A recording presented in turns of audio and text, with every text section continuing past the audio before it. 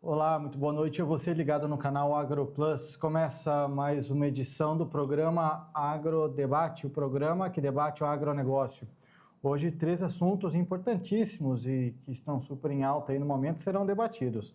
Entre eles, nós vamos falar sobre o final do encontro dos líderes do G20, que aconteceu nesta terça-feira, com metas aí que seguem o Acordo de Paris, e a gente vai falar mais diretamente em relação aos assuntos que estão diretamente ligados ao agronegócio.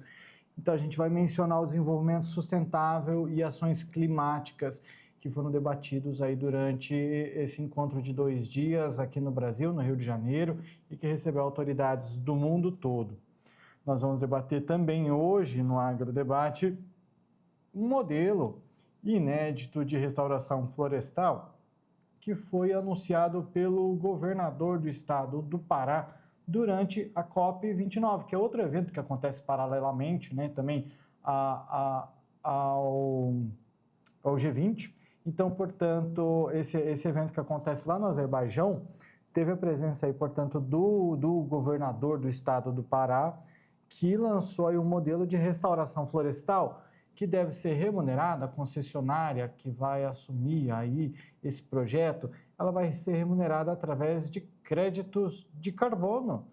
Temos falado, né, nos últimos programas por aqui sobre este assunto, crédito de carbono, e está aí uma realidade. Então a gente vai discutir sobre isso no programa de hoje. E também nós vamos falar ainda sobre COP29, o Ministério da Agricultura, Pecuária e Abastecimento, o MAPA, tem discutido um assunto que a gente tem discutido muito por aqui, que é, aliás, discutimos ontem também, inclusive, no programa de ontem, a promoção dos bioinsumos, né, e a pecuária sustentável, já que o MAPA possui um stand lá na COP29 no Azerbaijão, promovendo essa sustentabilidade dos bioinsumos. A gente vai falar um pouquinho sobre esse assunto e muito mais no programa de hoje, que só está começando, tem muito debate, então eu te convido. Vamos debater o agronegócio?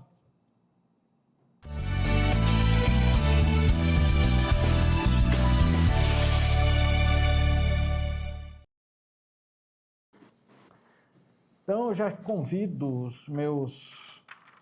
Hoje são só os de casa, né? Os meus convidados, os meus do dia a dia aqui, seu Odenir Zancanari, especialista em negócios, e Daiane Kirnev, especialista em agronegócio, para se juntar comigo, para nós debatermos sobre esses 3 assuntos importantíssimos. Vamos só dando um oi aí bem rapidinho. Oi, Daiane, boa noite, tudo bem?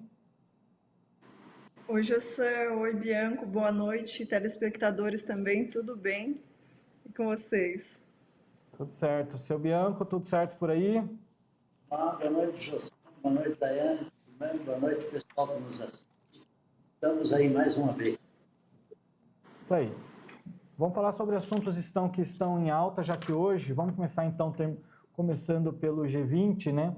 Já que hoje se encerrou esse encontro com as maiores lideranças aí mundiais aqui no Brasil, que aconteceu no Rio de Janeiro, o presidente Lula recebendo aí autoridades, né? Teve bastante destaque em relação à mídia, né? Então foi muito noticiado, é um encontro que é importante, né? Inclusive já vou perguntar isso para o seu Bianco, especialista em negócios, né? Qual a importância, né, desse encontro? É fazer com que, inclusive, um dos assuntos que foi debatido, né, um dos tópicos, nós estávamos conversando até agora há pouco, é o compromisso com multilateralismo, que é justamente essa interação entre os países, né? Exato, José. O objetivo do G20 é esse, todos os países conversar ou falar uma língua só, serem em comum, né? Tudo o que eles vão abordar. A criação do G20, o objetivo principal foi isso, para discutir o quê? Finanças do mundo, as mudanças climáticas, desigualdade social e o desenvolvimento de todos. O G20 hoje é formado por as 20 maiores potências do universo e elas respondem aí por 90%, 85% do dinheiro que circula na economia. Em resumo, essas 20 economias são tudo que dentro do mundo financeiro, o dinheiro está na mão de quase só deles. Esse que é o objetivo do G20. Esse texto, ele aborda 5 tópicos. O texto final, tá? O texto final desse encontro dos líderes do G20, ele abordou 5 tópicos. Vamos a eles. A situação política e econômica internacional, a inclusão social e luta contra a fome e pobreza. Eu vou citar esse terceiro assunto que nós vamos debater, né? Porque nós, no Agrodebate, o que nos interessa é o agronegócio. Então, o que a gente vai debater aqui é esse terceiro tópico, que é o desenvolvimento sustentável e ações climáticas, que inclusive a gente vem falando bastante por aqui. O quarto tópico é a reforma das instituições globais de governança. E o quinto tópico, a inclusão e efetividade no G20. Aí, além de reiterar essas diretrizes do acordo, além de reiterar as diretrizes do Acordo de Paris, que, para quem não sabe, é um acordo lá de 2015, né, que tem aí o objetivo de limitar o aumento global da temperatura, enfim. Além dessa possibilidade aí, né, além de reiterar essas diretrizes do Acordo de Paris, o texto da declaração dedicada ao desenvolvimento sustentável e ações climáticas, que é o que envolve o nosso debate, traz o compromisso com o multilateralismo, que é o que eu acabei de falar, e a urgência de iniciativas efetivas para enfrentar as crises e os desafios decorrentes da mudança climática, a perda da biodiversidade, a desertificação e a degradação dos oceanos e do solo, secas e poluição. Ou seja, tudo muito ligado ao clima, né? Claro que, como eu já mencionei, não é somente o clima que foi debatido durante esse encontro, mas o nosso debate vai girar em torno dos fatores climáticos, né? Que é essa declaração final que pede ampliação, inclusive, do financiamento climático. Daiane, para o produtor rural, para a área rural, para o agronegócio, isso acaba sendo até bom, né? Já que a gente tem falado aqui diariamente e reiterado, e você é uma pessoa que fala aqui todos os dias que o produtor rural não é contra o meio ambiente, ou seja, reiterando tudo isso, eu acho que o Brasil, o produtor rural brasileiro, o agronegócio brasileiro só tem a ganhar, né? Sim, Jossé, boa noite a todos novamente. O G20 ele veio com um tema sobre vários assuntos, né, como você mesmo abordou. Mas aqui a gente tem visto que a prática do desenvolvimento sustentável ele tem sido cumprida, né? Porque o agronegócio muito bem tem feito as suas destinações. Lá eles também comentaram sobre a destinação de plásticos, né, Jossé? A gente sabe que na agricultura já é feita a coleta das embalagens, já tem uma destinação certa. Então, a gente também apresentou muitos projetos que a gente já faz aqui, inclusive não só no G20, né? O G20 hoje, ele está sendo presidido pelo Brasil, inclusive, né, Jassan? Ele tem bastante meta de desenvolvimento e uma retomada que eles têm é do Acordo de Paris. O Acordo de Paris ele foi firmado pelos 193 membros, né, da ONU, porém o que eles têm visto é que não tem sido cumprida essas metas, né? Então eles querem uma retomada, porque até hoje, Jossan, das metas que eles colocaram, eles só cumpriram 17%. E a gente tem visto que aqui no Brasil a gente tem feito o papel, a lição de casa. Nós já temos, dentre essas metas, energias renováveis, que é uma das metas do G20. Aqui no Brasil a gente tem muita energia solar. Você pode ver as fazendas que têm biocombustíveis também. A gente já falou até lá das Seis Amigos, né, Jassan? Inclusive que já tem essas práticas já aplicadas na lavoura como sustentabilidade. Mas o que mais me chamou a atenção com relação ao G20 foi a questão dos financiamentos, o incentivo a financiamento, porque assim, para você colocar uma meta de sustentabilidade num país, ele acaba precisando de recursos maiores, principalmente países em desenvolvimento, né? Então ele precisa de um recurso, um aporte ali para manter essas florestas, para ter esse cuidado ambiental. E existem fundos verdes que eles estão querendo criar, que, que não sei ainda qual que vai ser o objetivo, mas o que mais me chamou a atenção é o segundo fundo, que é o Fundo de Floresta para Sempre. O que é um fundo de floresta para sempre? Ao meu entendimento, seria as florestas que não vão ser devastadas, para ser cuidadas. Aí já me levantou um alerta. Será que quem tem sua reserva legal vai receber por essas florestas, pelo cultivo, pela conservação e pela preservação dessas florestas? Então, será que o produtor rural vai ter parte porque ele tem uma floresta permanente para sempre? Então, será que esses investimentos também vão ser levados até o produtor rural que tem a sua floresta? Porque, querendo ou não, isso tem um custo, né?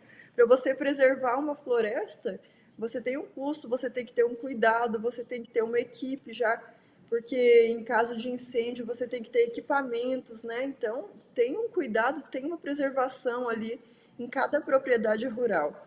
E esses fundos foram levantados também agora no G20, com a possibilidade de serem feitos, né, incluídos, e é uma matéria que acendeu aí uma curiosidade. Será que essas florestas para sempre que eles querem investir serão as reservas legais também das propriedades rurais? Porque a gente sabe, né, Jossan, que toda propriedade tem a sua reserva florestal, e quem que está custeando isso é o produtor rural, às vezes sem contrapartida, né?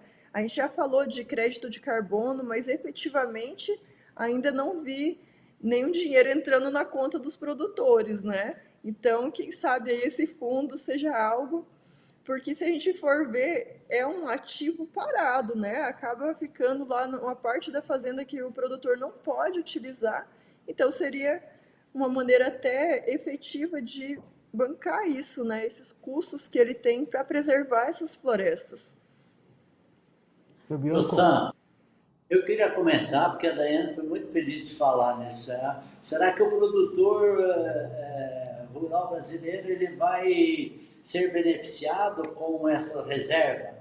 Não tem mais, na teoria do mundo, que seria trocar o gás ruim pelo gás bom, não tem teoria maior do que ele teria que ser beneficiado com isso. Porém, eu aposto com você que não será.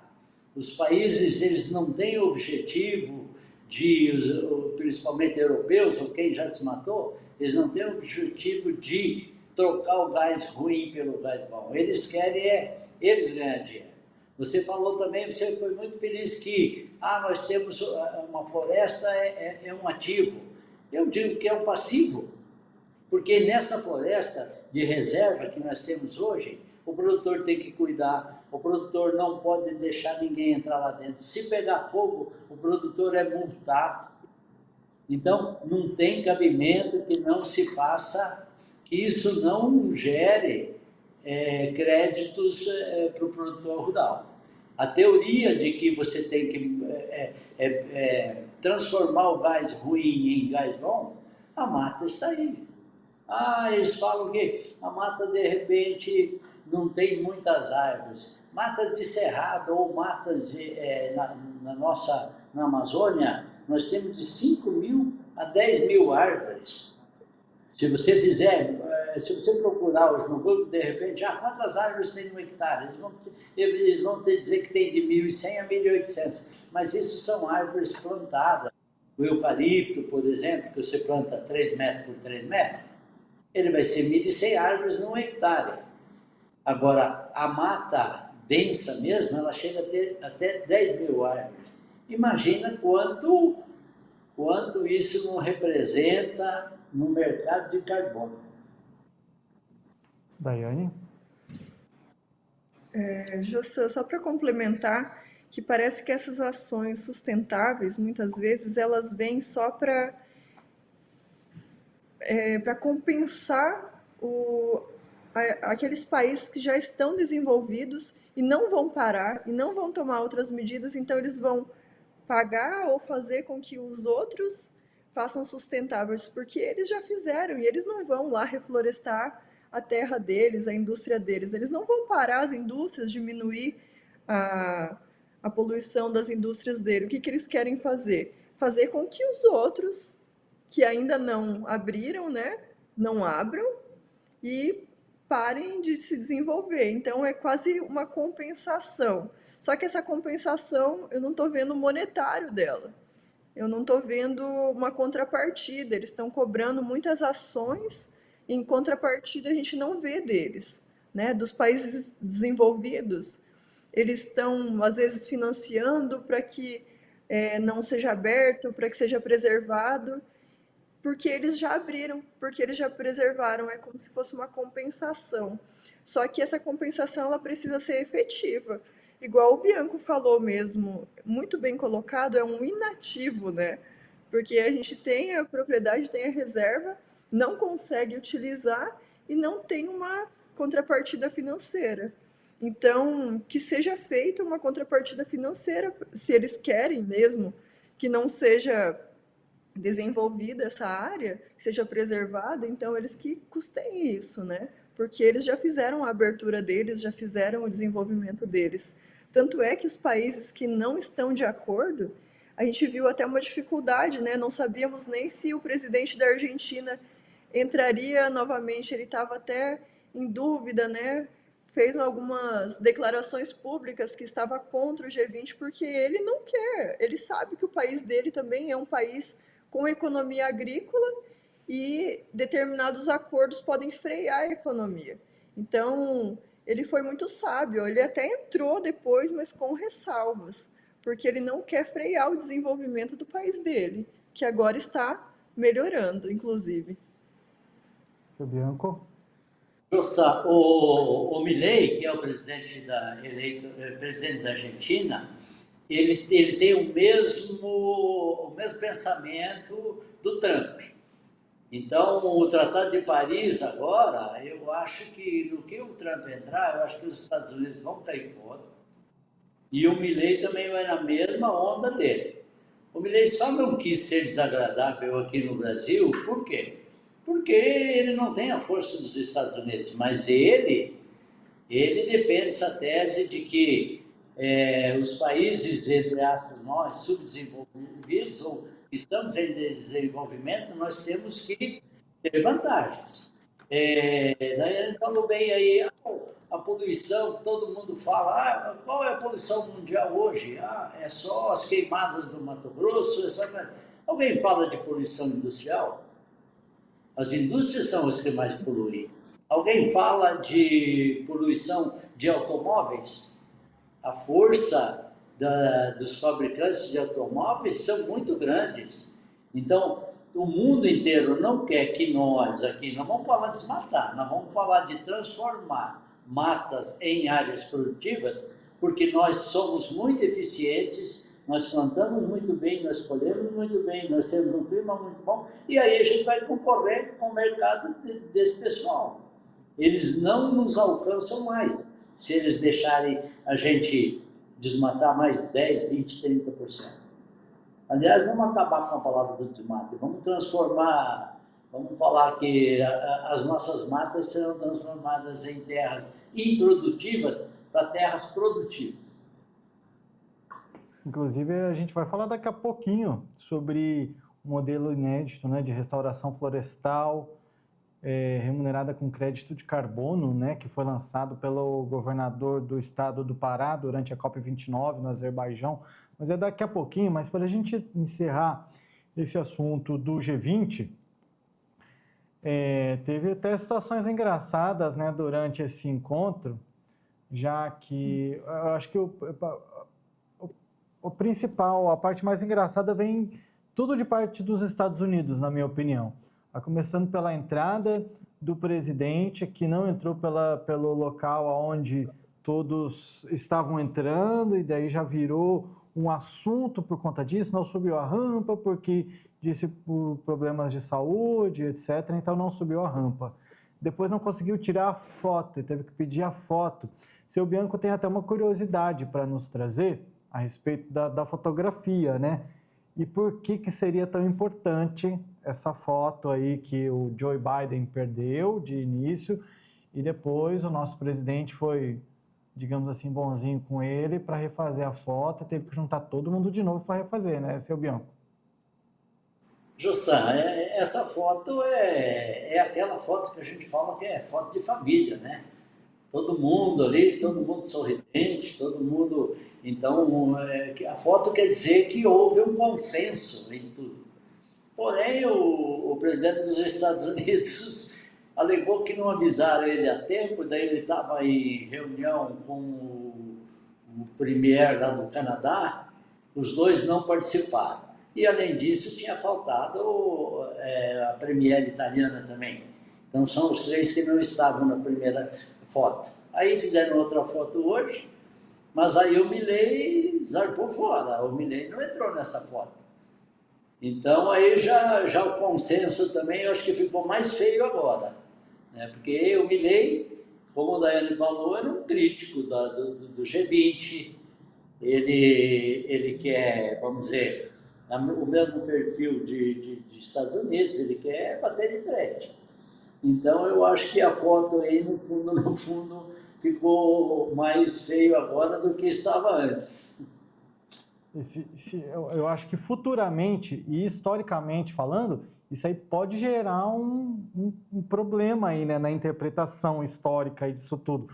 Porque você vai precisar, as pessoas no futuro vão precisar ler sobre essa pauta e além de analisar a foto, porque às vezes você vê uma fotografia, você já passa a entender parte do assunto, então vai ter que ler a história, né, Daiane? Situação que ficou engraçada aí, mas que pode gerar um embaraço futuro aí, historicamente falando. Jussan, e não ficou por aí os eventos engraçados, né? O Joe Biden, ele tem sido campeão das pérolas, né? Ele também foi visitar alguns locais na Amazônia e, inclusive, ele foi ver alguns índios e tinha índio de Nike, tênis da Nike, né? Até saiu umas piadinhas, né? Que os índios estavam patrocinados pela Nike. Índios modernos nossos, né? Mas Virou meme. aproveitar que eu entrei no assunto sobre os índios, o Joe Biden ele fez uma promessa de aumento de investimentos, né, para a preservação da floresta na Amazônia, do valor de 50 milhões. Porém, Jussan, o que acontece é que essa promessa parece uma promessa de Papai Noel e daquela que os pais não cumprem ainda. Porque essa promessa só pode ser feita e efetivada se o Congresso de 2025 aprovar essa medida e esse aumento. E a gente sabe que a maioria hoje que está lá, que vai partir de 2025, é republicana. Então, provavelmente ele não vai cumprir essa promessa aí. Vai ficar como um fake news ou um Papai Noel, história de Papai Noel. Tamo feio quando o assunto é história, hein? Fala aí, seu Bianco. Só para encerrar do G20, nós até criticamos a foto, né? Agora, o governo brasileiro, ele foi muito feliz em 2 pontos disso aí. Não veio no encontro aqui só o presidente russo. Por quê? Porque ele sabia que haveriam muitas críticas por causa da guerra dele lá com a Ucrânia, né? Então, trazer todo esse número de autoridades foi muito, como é que eu vou te dizer, o governo brasileiro trabalhou muito bem. E também, quando ele lançou, no primeiro dia lá que ele lançou, o combate à fome e à pobreza, eu acho que nesse ponto ele foi muito feliz também. Cuidado que dependendo do corte que vão pegar, daqui a pouco estão falando que você é de esquerda, viu? Tem que tomar cuidado com o que fala por aí. Gente, Daqui a pouquinho a gente vai falar sobre... e só para fechar mesmo, no ano que vem, daí o G20 acontece na África do Sul, né? Então a presidência do evento foi passada aí no final do evento para a África do Sul, que é um país no continente africano, né? Não vamos confundir que muita gente, na hora que você fala África, pensa que é país, né? Mas África é continente. Bom, no próximo bloco a gente fala sobre a COP29. Vamos começar a falar daqui para frente agora no programa de hoje. A gente fala sobre COP29 e no próximo bloco especificamente sobre o lançamento de um projeto pelo governador do Pará, que é inédito aqui no Brasil, e o Pará vai restaurar florestas com crédito de carbono. A gente estava conversando sobre isso, então a gente continua falando. Segura, você que está assistindo a gente. Daqui a pouco a gente volta com mais Agrodebate.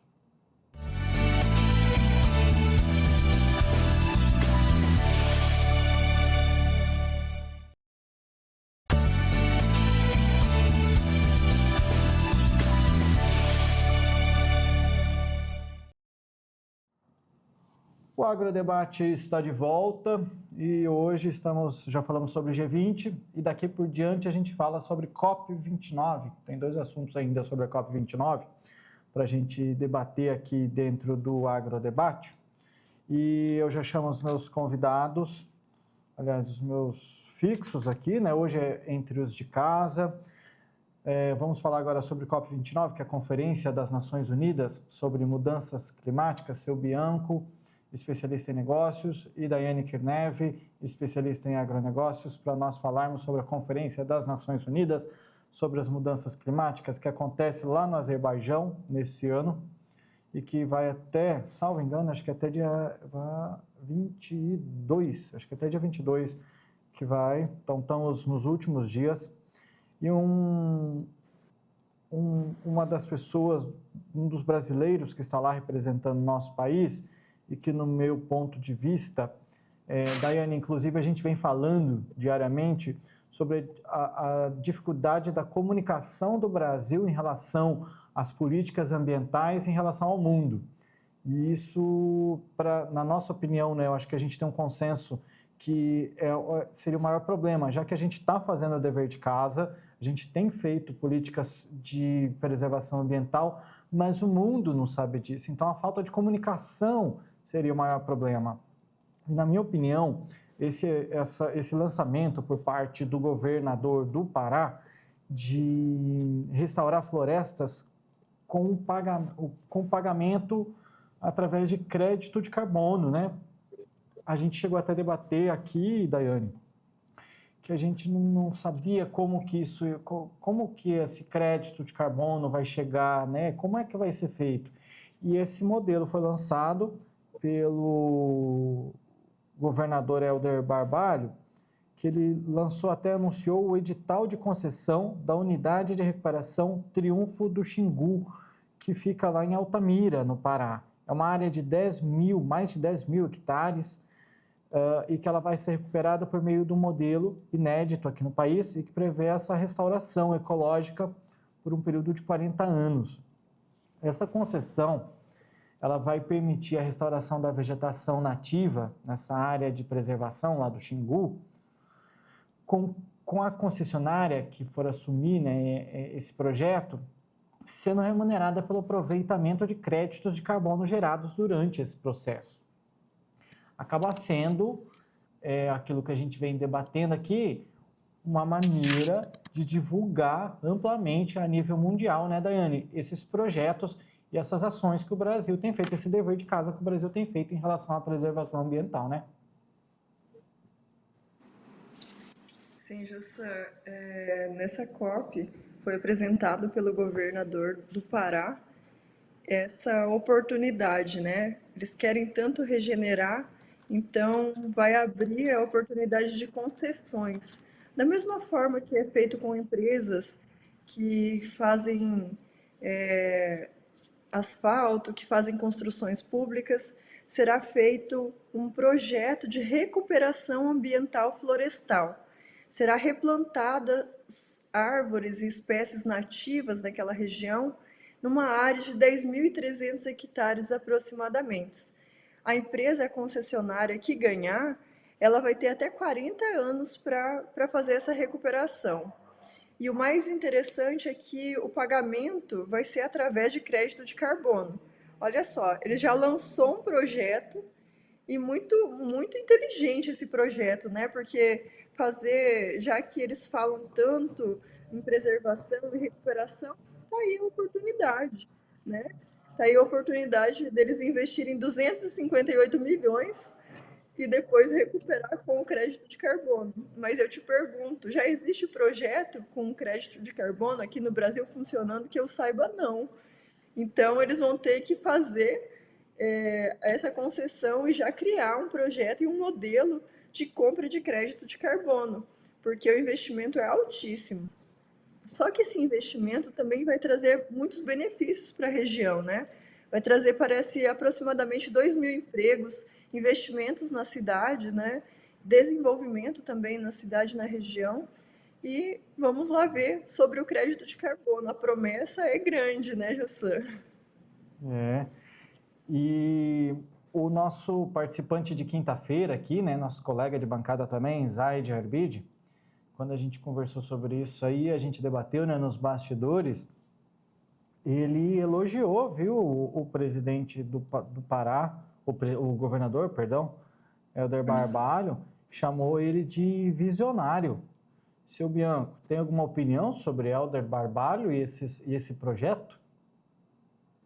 50% a favor e 50% temos que completar. Ele está falando de recuperação, certo? Mas aquilo que a gente falou há pouco, Daiane, que são as reservas nossas, e daí essas reservas nossas não têm a mesma função. A árvore, ele só vai valer a árvore que vai plantar, e a árvore que nós temos plantado, que nós cuidamos, que é de reserva, que o produtor cuida. Então ele foi muito feliz, ele fez uma colocação excelente, ele, jogou a lei na mão do pessoal e que escrevam o cheque para vir e fazer essa recuperação. Porém, nós temos que ampliar essa lei para que ela seja também benéfica ao produtor que hoje não fez, não derrubou ilegalmente, então ele não tem que recuperar nada. Esse produtor ele não tem vantagem nenhuma de crédito de carbono. Esse produtor, por ele não ter cometido nenhum crime ambiental, esse produtor que deveria ser o mais beneficiado e receber mais fundos desse crédito de carbono. O mesmo valor que eles vão dar para recuperar, que seja para plantar 1 hectare de terra, eles deveriam dar para esse produtor que tem a reserva. Daiane? Seu Bianco, eu concordo com o senhor plenamente, mas eu acredito também que isso vai abrir um precedente para que as fazendas possam receber um crédito de carbono, porque eles vão ter que criar um método e uma maneira de quantificar essa produção de carbono, e isso pode ser feito em outros locais também. Eu acredito que não tenha que ser só de reflorestamento, mas em florestas nativas principalmente. Contribuir, retribuir para aquele produtor que não abriu ilegalmente, que não tem embargo, que não tem multa, né? Aquele que está com a sua floresta e com a sua reserva legal. Então, eu acredito que isso seja um início de um projeto que já vem se falando há muito tempo, né? Crédito de carbono. Essa contrapartida daquele produtor que tem lá a sua propriedade, a sua reserva legal. Isso até um incentivo e um estímulo, Jossan, para que algumas propriedades mantenham, né, a sua reserva legal, para que não precisem ficar abrindo ilegalmente, porque muitas vezes a gente sabe da dificuldade de manter uma reserva legal e da dificuldade de você não abrir uma terra que seria a sua fonte econômica, né, de plantio ou de criação de animais. Daiane, deixa eu ver se eu entendi seu ponto de vista. Aí a gente vai mandar para o seu Bianco também. Você me diga se eu entendi teu ponto de vista e a gente joga para o seu Bianco. No teu ponto de vista, a gente mantém a área preservada, o produtor brasileiro mantém a área preservada vai ter talvez um custo baixo aí para preservar isso e vai ganhar em cima, ou seja, vai monetizar algo que você deixa ali e preserva. Seria esse o teu ponto de vista? O meu ponto de vista, José, é que as reservas legais já sejam existe essa contrapartida de remuneração das reservas legais obrigatórias. Não que a pessoa que tem uma propriedade que seja passível de abertura vai deixar de abrir para deixar a reserva legal para ficar recebendo. Eu acredito que não seja esse o ponto.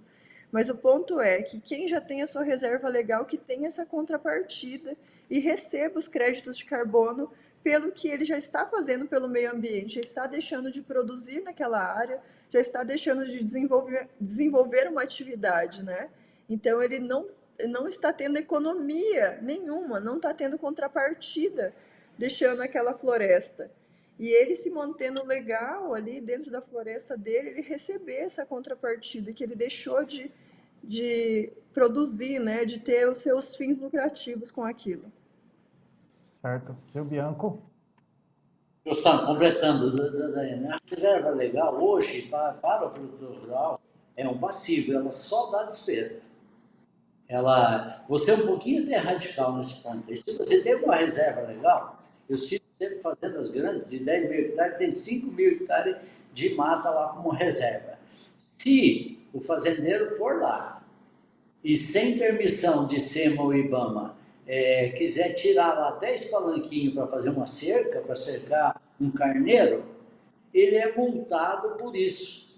Mas como que ele é proprietário de 10 mil hectares, que tem 10 mil árvores em casa, e ele não pode tirar 5 árvores de lá?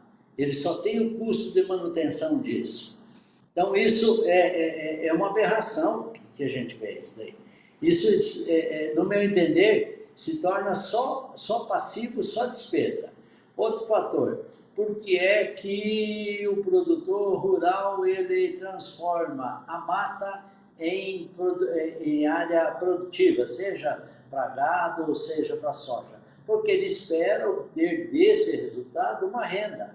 Ele investe um dinheiro em cima dessa área rural, ele desmata, ele enlera, para daí depois ou criar gado ou plantar soja. Isso tudo gera despesa. Por quê? Porque ele quer ter uma renda. Se o mundo, pensando nesse crédito de carbono, falasse, quem não desmatar uma área mesmo, a área a sua terra, que é legal, que você pode legalmente desmatar 20%. Se você não desmatar, nós, mundo, vamos pagar para você 5 sacas de soja por hectare. Vamos dizer para você, seria a renda para o produtor. Seria espetacular, seria isso que o produtor quer, porque o produtor, ele transforma, ele desmata, ele transforma isso para produzir, para ganhar em torno do quê? De 5 sacas de soja por hectare de lucro em cima da produção. Então, vamos, nessa lei do governador do Pará, vamos em cima disso, daí vamos também, então, ampliar essa lei. Primeiro, deixa que venha esse crédito de carbono aí inicial da recuperação.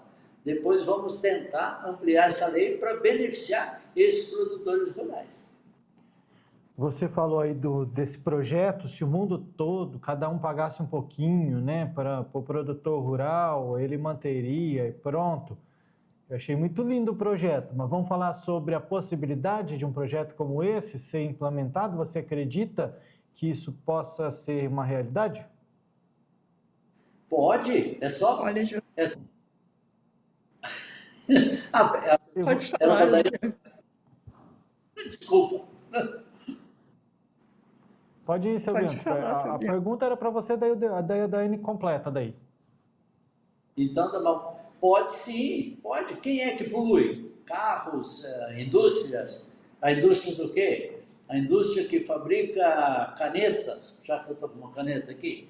Essa indústria, quando vender a caneta por R$1, ela tem que designar lá 5 centavos, 10 centavos, seria um tributo, um imposto. Até porque a caneta está gerando um plástico também, que depois vai para o meio ambiente. Que vai ficar 100 anos no meio ambiente, que não sei o quê. O carro o carro polui gastando combustível, que isso gera poluição. O carro vai viver quanto? 20, 25 anos. Você sabe a vida útil do automóvel? Esse automóvel ele teria um custo. Quando vendesse o automóvel, seria 10 mil dólares. Põe $1.000 em cima disso aí para beneficiar quem está preservando. E tantas outras poluições. Quem polui teria que pagar. Daiane? Jassan, a ideia é essa. Se a gente quer realmente preservar algo, tem que ter uma contrapartida, né? Eu estou produzindo, eu não quero que você produza, mas a troco de quê? Porém, a gente sabe que a realidade nem sempre é assim, né, Jassan? A gente sabe que as pessoas querem que a gente pare a troco de nada, só pelo lobby, né? E o que que acontece? Quando a gente estava pesquisando sobre crédito de carbono, diz que existe uma empresa que tem um equipamento que faz essa verificação e essa análise, né?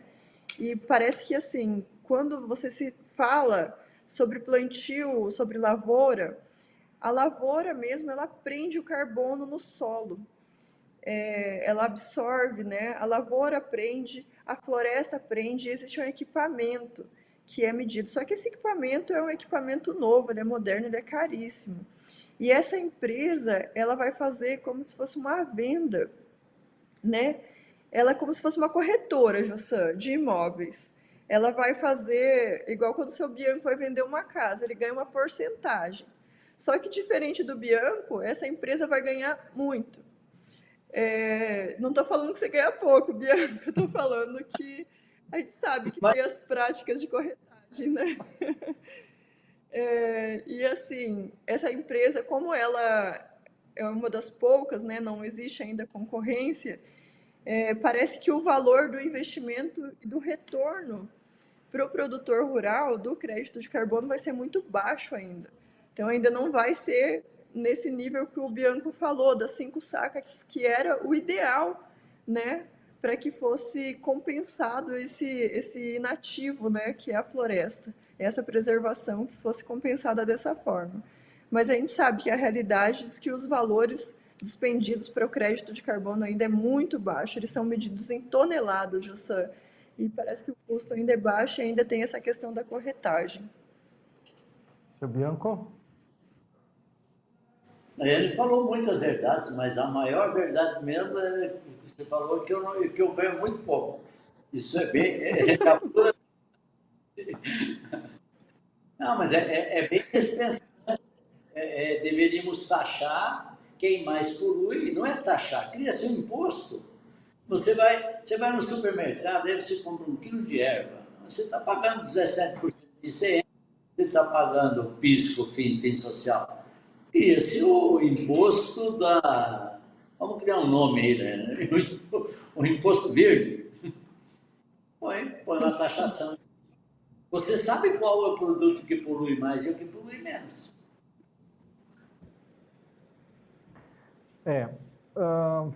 A Daiane quer complementar com mais alguma coisa, Daiane?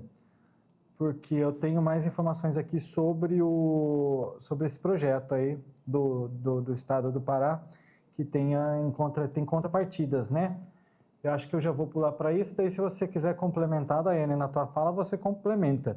Mas esse projeto que nós já vimos aí a princípio, né? Por isso que é importante o debate, por isso que é importante nós conversarmos, para entender os pontos de vista, né? A princípio, quando eu vi essa proposta do governador do Pará, eu só vi benefícios, né? Mas em contrapartida, no ponto de vista aí do seu Bianco, deu para entender melhor que, mais uma vez, o produtor rural vai pagar por isso. Mas, no fim das contas, eu entendo que o mundo inteiro vai ganhar. Mas, enfim, para que esse projeto seja colocado em prática, tem as contrapartidas, tá? Que são 3. A regularização fundiária e ambiental, que por um lado é bom e por outro lado é ruim. Na verdade, todos, né? O negócio é porque serão investimentos que vão ter que ser feitos. Eu acho que esses ganhos, eles serão a longo prazo, né? Quando considera-se o valor líquido, né? porque você vai ter que investir em regularização fundiária e ambiental, investimento em segurança, infraestrutura, logística, comunicações, serviços públicos para as comunidades locais. Ou seja, para que esse projeto saia do papel, vai ter que investir, vai gastar dinheiro. Mas, no meu ponto de vista, para a humanidade, é um projeto muito bom. Daiane?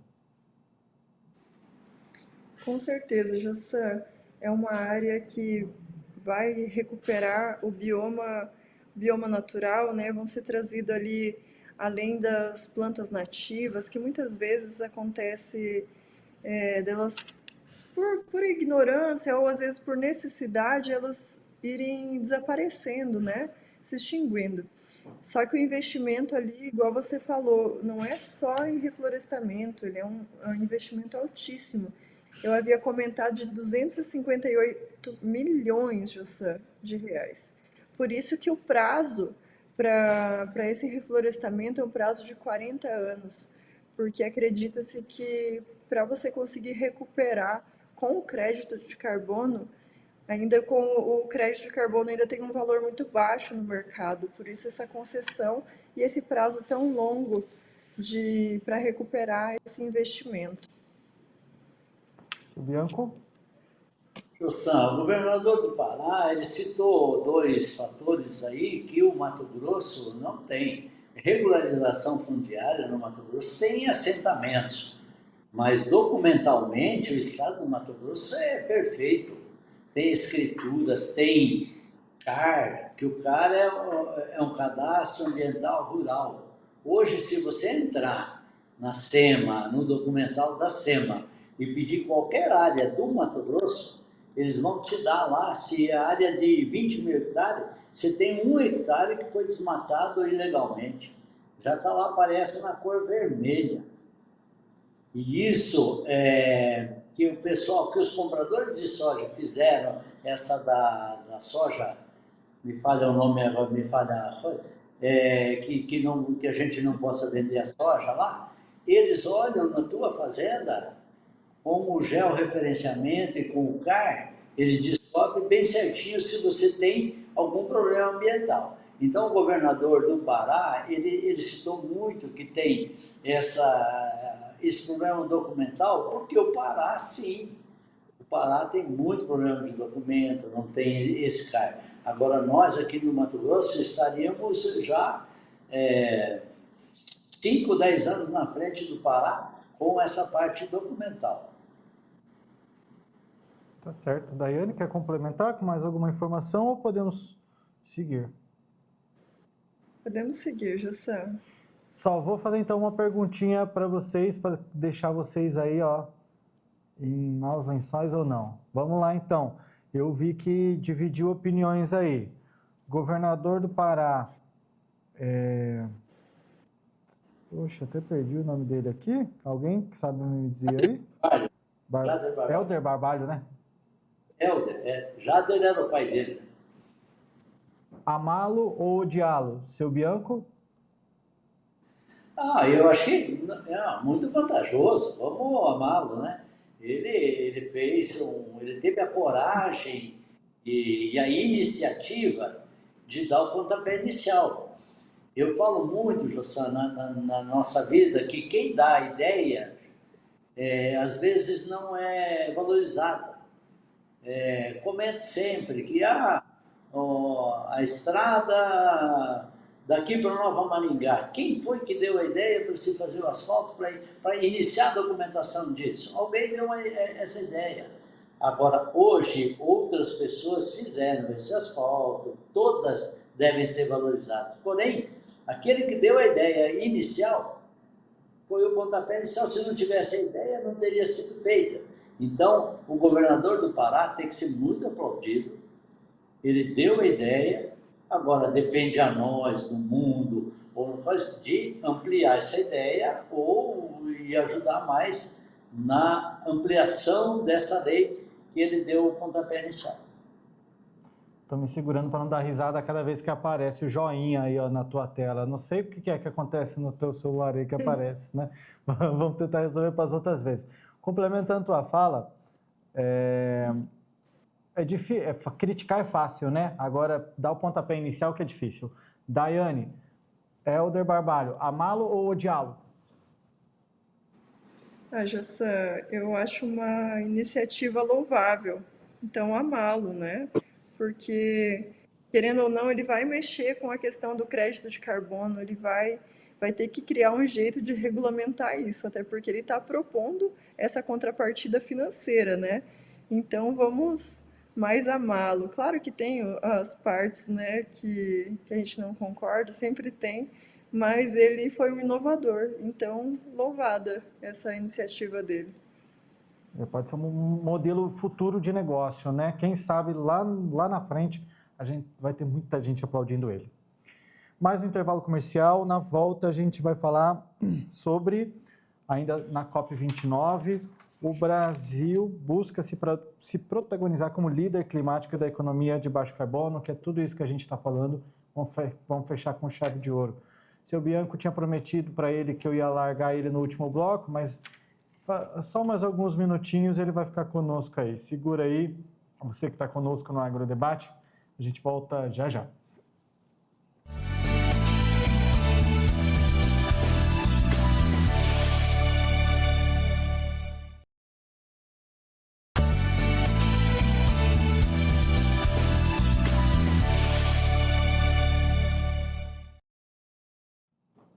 O Agrodebate está de volta e a conversa de hoje gira em torno de G20 e COP29. Já conversamos sobre as metas, né, do G20, que terminou aí nessa terça-feira, né, o encontro. Falamos também sobre o modelo inédito de restauração florestal por parte do estado do Pará, que chegamos à conclusão aí que é uma atitude louvável do governador do Pará. E agora a gente fala ainda sobre a COP29, já que o Ministério da Agricultura, Pecuária e Abastecimento, o MAPA, ele está promovendo a sustentabilidade dos bioinsumos. Conversamos ontem sobre isso aqui. Daiane Kirneve, especialista em agronegócios, e seu Odenir Zancanaro Bianco, especialista em negócios, cheguem comigo aqui de novo. Vamos falar sobre essa... Daiane, eu acho que é mais uma vez aquele assunto, né? O Brasil está fazendo o dever de casa. Parece até que o universo nos ouviu, né? O que a gente tanto comentou, que a gente precisa falar mais, explanar mais sobre as nossas iniciativas climáticas, de preservação ambiental. O Ministério da Agricultura, Pecuária e Abastecimento tem até um stand lá na COP29, no Azerbaijão, que está, além das negociações que envolvem, está buscando promover a sustentabilidade dos bioinsumos, que nós comentamos bastante por aqui. É uma baita de uma propaganda, não é não? É sim, José. É uma baita propaganda e é muito necessário, porque hoje a gente vem falando do desenvolvimento e da bioeconomia, que foi muito falada no G20, inclusive. O que é a bioeconomia? É o desenvolvimento com sustentabilidade. Aí vai lá o mapa no G29 e fala sobre o bioinsumo, que nós comentamos ontem, né, da importância. O bioinsumo, ele é importante na redução de óxido nitroso, né? Então, para a agricultura sustentável, ele é muito bom. Hoje em dia, só que daí a gente vê o contrassenso, né? Estamos aqui no Brasil com um decreto que permite a produção de bioinsumo, que encerra agora final do ano, e o mapa está lá falando sobre o bioinsumo. Então, o Brasil tem essa prática, pode adotá-la, mas não está fazendo como deveria. Essa lei já deveria estar aprovada para que os produtores pudessem estar desenvolvendo seus bioinsumos, né? Já que eles querem tanto que existam práticas sustentáveis que dê as condições aos produtores desenvolverem os seus bioinsumos. Porque o que é o bioinsumo? Eles são compostos orgânicos, extratos vegetais, né? Eles melhoram a fertilidade lá da terra e são biodegradáveis. Mas quando a gente fala em bio é vida. Então é muito mais fácil para o produtor rural fazer o seu bioinsumo na sua propriedade. Imagine, Joção, uma fábrica lá de São Paulo produzir um bioinsumo. Ele teria que ter laboratórios próximos às fazendas, né? Então isso encarece essa produção.